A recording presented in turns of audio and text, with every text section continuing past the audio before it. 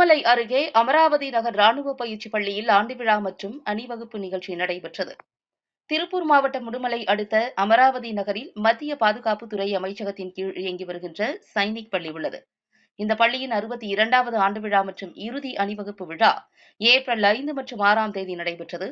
5ஆம் தேதி பள்ளியின் ஓவல் மைதானத்தில் குதிரை ஏற்றம், பாராசைலிங், சறுக்குதல், தற்காப்பு கலைகள், யோகா, ஏரோபிக்ஸ், லெசிம் நடனம் மற்றும் சிலம்பம் ஆகிய நிகழ்ச்சிகள் பெற்றோருக்காக காட்சிப்படுத்தப்பட்டன.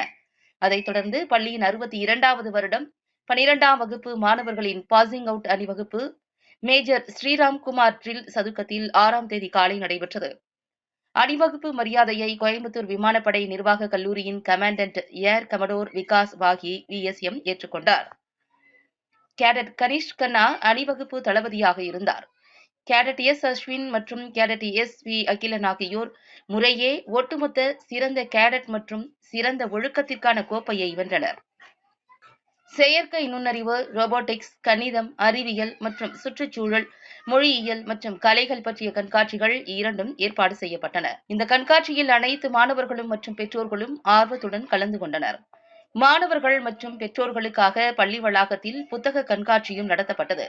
6ஆம் தேதி மாலை பள்ளியின் அவ்வை அரங்கத்தில் நடைபெற்ற அமர்கலம் 2023-24 கலை நிகழ்ச்சியுடன் 2ஆம் விழா இனிதே நிறைவடைந்தது.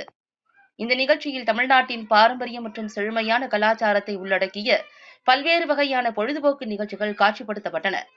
2023-24 கல்வியாண்டிற்கான ஒட்டுமொத்த சிறந்த அணிக்கான ஒட்டுமொத்த விருதை பல்லவா அணி வென்றது.